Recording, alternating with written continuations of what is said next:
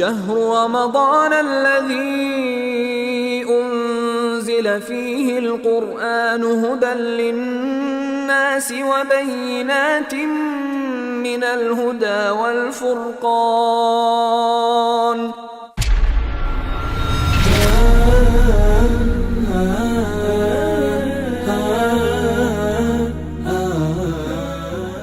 الحمد لله رب العالمين والصلاة والسلام على نبینا محمد و علی آله و صحبه اجمعین. بینندگان عزیز و ارجمند، السلام علیکم و رحمت الله و برکاته. در دو جلسه قبل مواردی رو که با روزه منافات دارند و جزو شکننده های روزه هستند و روزه را باطل می کنند، این موارد رو خدمت شما شرح دادم. در این جلسه انشاءالله میپردازیم به مواردی که جز شکننده های روزه نیست و اساساً یک فرد روزه‌دار در هنگام روزه میتواند این موارد را و این کارها را انجام بدهد بدون اینکه به روزه‌اش آسیبی برسد. و در تمامی این موارد انسان باید همیشه پایبند شرع باشد. اگر شما در مواردی بخواهید بر خودتون سختی بگیرید و در اجرای یک حکم شرعی شدتی رو به خرج بدهید و احتیاطی رو مد نظر داشته باشید که شریعت اون احتیاط رو مد نظر قرار نداده، این در واقع یک نوع افراط و تفریطی هست و انحراف از صراط مستقیم و از راه اعتدال و میان روی هست. بسیاری از مردم فکر می کنند که مثلا اگر در هنگام روزه، چه روزه ماه مبارک رمضان باشد یا روزه های نفلی و واجبی دیگر، اگر کسی غسل بکند، آبتنی بکند یا اینکه پارچه‌ای را خیس بکند بر سر صورت خود بمالد یا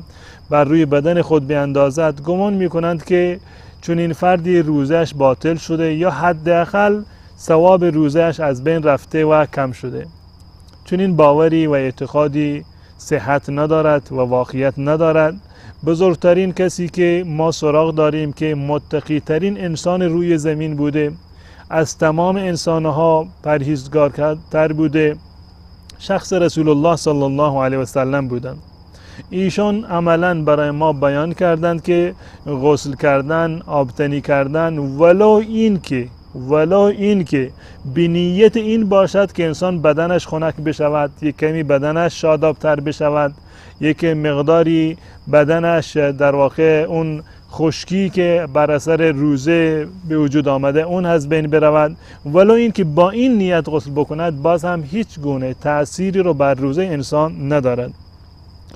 روایت شده که یکی از اصحاب رسول الله صلی الله علیه و سلم میگوید که من در سفری همراه رسول الله صلی الله علیه و سلم بودم در یک جایی که به نام عرج معروف بود. كنت مع لقد رأيت رسول الله صلی الله علیه و سلم بالعرج يصب على رأسه الماء. دیدم که رسول الله صلی الله علیه و سلم در منطقه عرج بر روی سر خودشون آب میریختند و هو صائم، در حالی که ایشان روزه‌دار بودند، در حالت روزه بودند و بر سر و روی خودشون آب میریختند، یعنی مشغول غسل بودند. صائم من العطش او من الحر،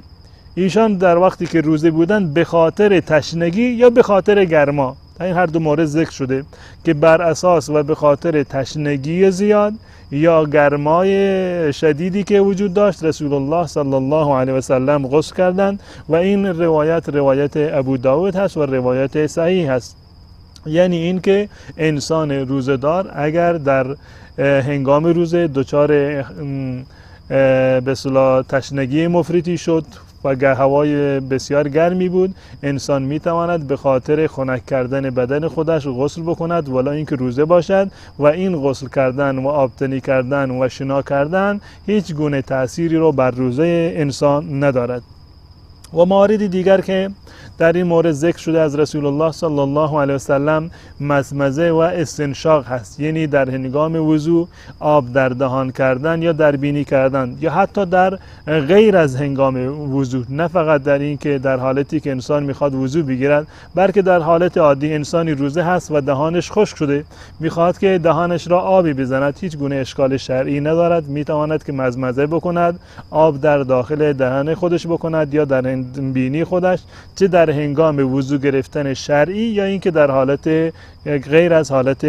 وضو باشد. در روایتی اومده که لقید بن سمره رضی الله تعالی روایت میکند که رسول الله صلی الله علیه وسلم فرمودند و بالغ فی الاستنشاق الا ان تکون صائما، در استنشاق یا در مزمزه و استنشاق مبالغه بکن، یعنی این دستوری هست از رسول الله صلی الله علیه وسلم که در هنگام وضو گرفتم شما در هنگامی که آب در دهان یا آب در بینی میکنید مبالغه بکنید مگر اینکه روزه باشید، یعنی در حالتی که روزه هستید که در این زمینه مبالغه نکنید. اما این که آب در دهان کردن و در بینی کردن یک حکم شرعی هست و جایز هست و هیچ گونه تأثیری رو و تضادی در واقع با روزه نداره.